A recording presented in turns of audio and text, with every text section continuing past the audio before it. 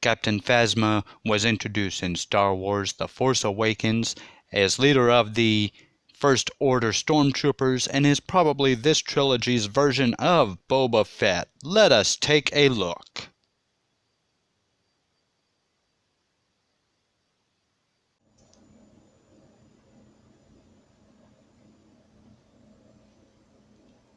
Hello YouTube, it's Gajara here with Nerdtopia with another review. Today we are looking at Star Wars The Force Awakens, Hasbro's the 6-inch Black Series Captain Phasma.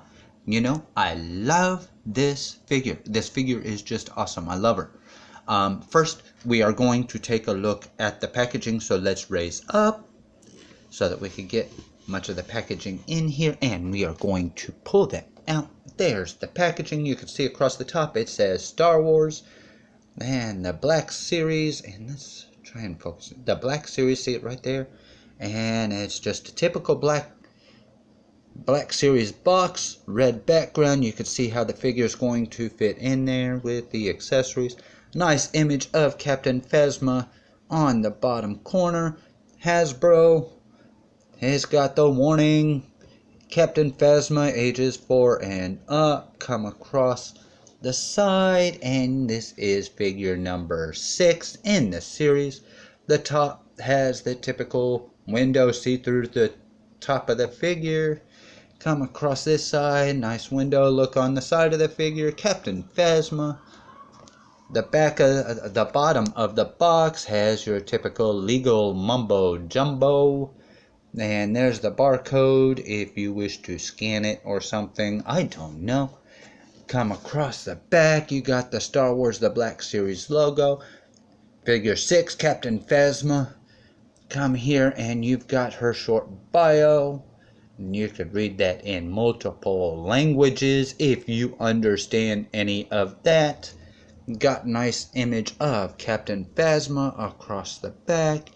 Got the legal mumbo jumbos on the back, the website starwars.com, The Force Awakens, starwars.hasbro.com, Disney, and Hasbro, and I think that's it for the packaging. Let us scroll back down and take a look at Captain Phasma, and down, and down, and down, and down, and down, and down. Yeah, okay. Kind of monotonous, ain't it? Okay, so let us take a look at Captain Phasma here. And it is a nice look. Bring it in. Bring it in. Take a look at the head and focus in. And it is a nice head sculpt. Some very nice detailing in there. Some nice molding for the helmet. Get in, you could see the nice black with some texture inside there. That's some great detailing in there. Come across the back, you could see more of the molding, and it looks very good. Got more molding across the armor, silver down the arms with some black highlights, and I'm not certain why the light is having trouble with that. Yeah, come down, silver and black on the gloves. Got her belt with some pouches and containers on it. More silver, more black, and it does look as if there's just a little bit of paint sloppiness right there at the lower calf. But coming down, more of the silver come across the back. The body itself is pretty much the same. Nice little canister on the back. There is a little bit of paint splotch right there. I had not noticed that before. But yeah, nice detailing. And now looking at the cape, the iconic cape of Captain Phasma is a nice black texture. I love the texture on this. It looks awesome. It's got some nice red trim coming down the side and up over the shoulder. And it stops right there, and then the rest is just straight black.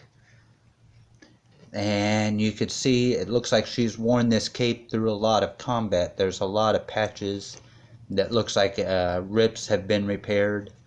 You can see right here, nice little patch. Some patch right there. Yeah, A small little patch right there. Yeah, it looks like the cape was worn in lots of combat.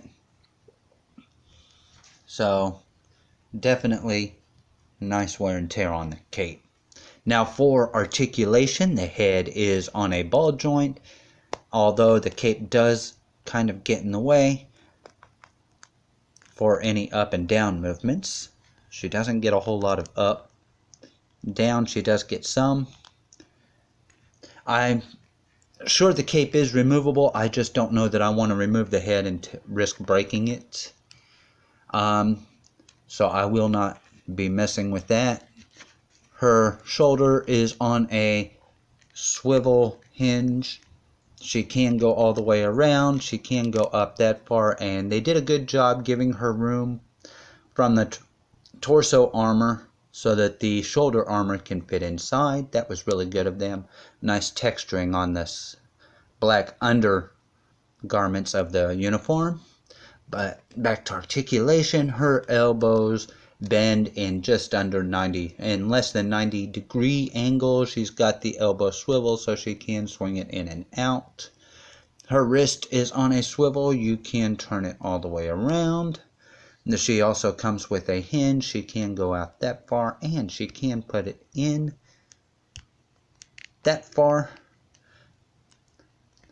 She has a torso ball joint, and she can get some up and down in it, but her turn for some reason feels like it's on a spring. It just wants to keep, there we go. It just wants to keep springing back forward to its original position. I'm not sure if that was deliberate or if that is a part of just the molding, the way the molding works. It is kind of tight in there. Her thighs are on a ball joint swivel. She can go out this far. Kind of got to work with the belt to do so, though. She does go forward that far, and she goes back that far. It is on a thigh swivel, so you can twist in and out. Double jointed knees. Get some nice good range of motion there. On a soft ratchet joint. So it's sure to lock into place where you put it. Her ankles are on a up and down joint as well as a rocker joint, so she can get some good articulation there. Although, as I said, a lot of your articulation will be hindered by the mold itself. Now, for comparison, I was actually surprised. Let's discuss this for a moment. I was actually surprised at the size of this figure. I was not aware that Captain Phasma was that tall. So I did some research, and I checked out the actress that plays her, Gwendolyn Christie, who you all might recognize from Game of Thrones. That woman stands at 6'3". That's a big woman.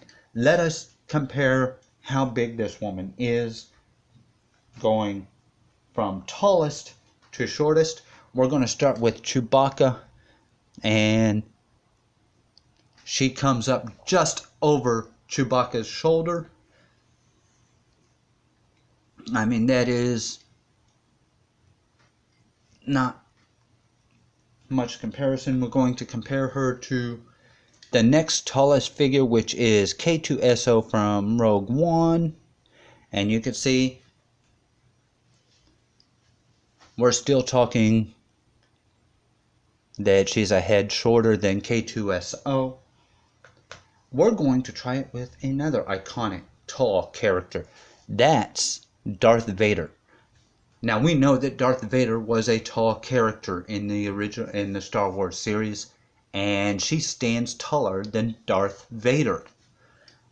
I mean, that to me, that surprised the heck out of me. This is definitely not a woman you want to meet in a back alley.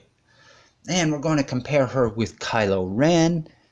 And you can see she stands taller than Kylo Ren. And here is where the real size comparison gets into play. The Force Awakens First Order Stormtrooper. I will be reviewing this at a later date. Of course, I say that I've got a lot of things to catch up on.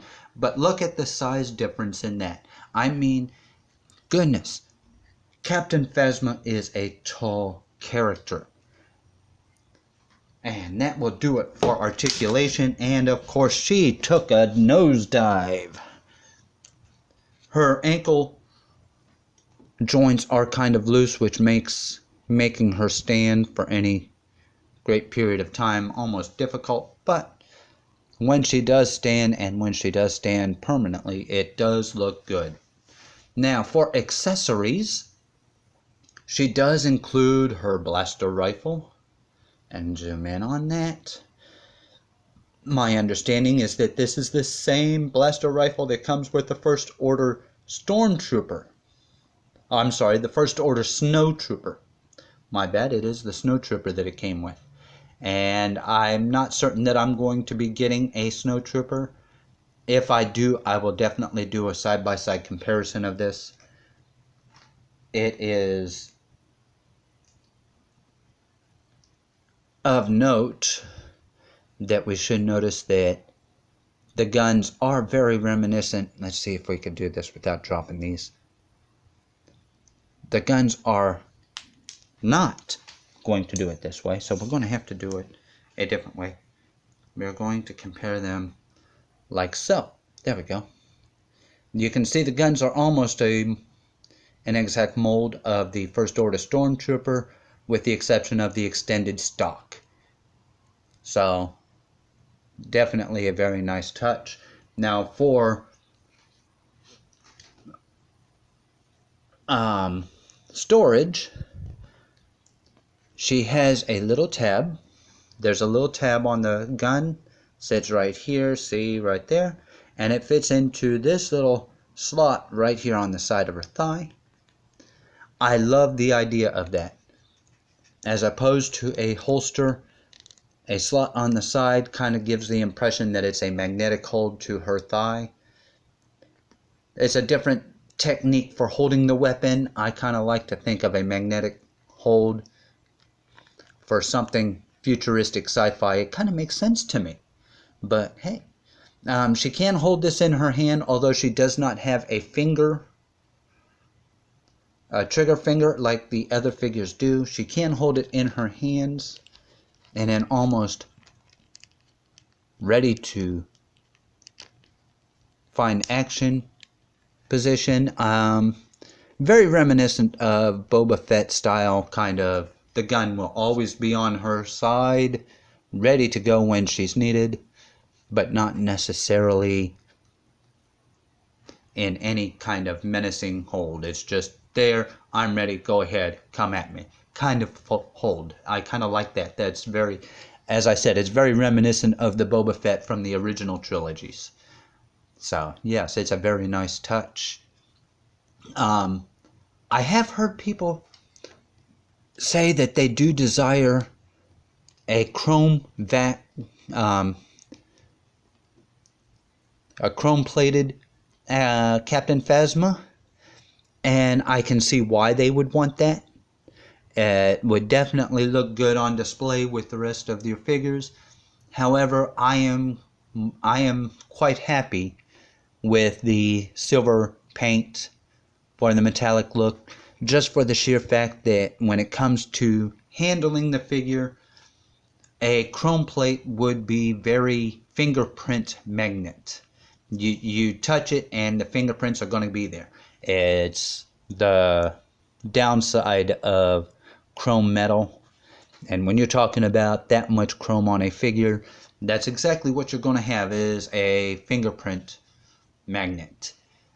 And if you're going to be handling the figure for any amount of time, the chrome is definitely not the way to go.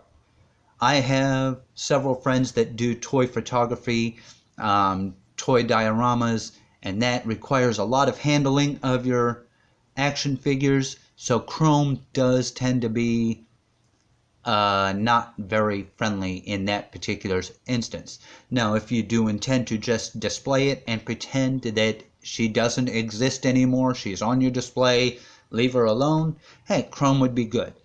But who wants to do that? These are toys. They are meant to be played with. They are meant to be handled. So the silver paint is definitely definitely the way to go. I kind of prefer it myself. Now, if you would like to have a Captain Phasma, you can check out Big Bad Toy Store. I will put a link down in the description, somewhere down there. Yes, that's where the description is. I'm going to put a link down there in the description. I will also put a link to my Google Plus site down into the description down below.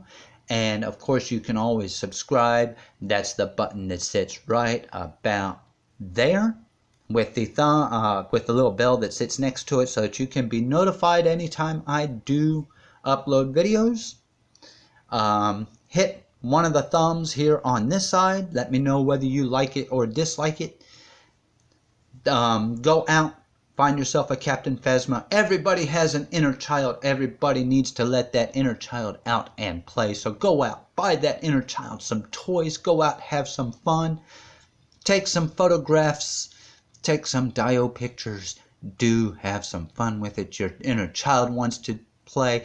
And let's be honest here. We all want that inner child to come out and play. Ever since we were kids, we've always loved toys. Now we're adults and everybody talks about toys not being cool. Well, I'm here to tell you that toys are cool. They are doing so much more with toys than we ever had when we were kids. And it's just awesome. Let your inner child have some fun. This is Gajara with Nerdtopia saying have a good day. We will see you next time.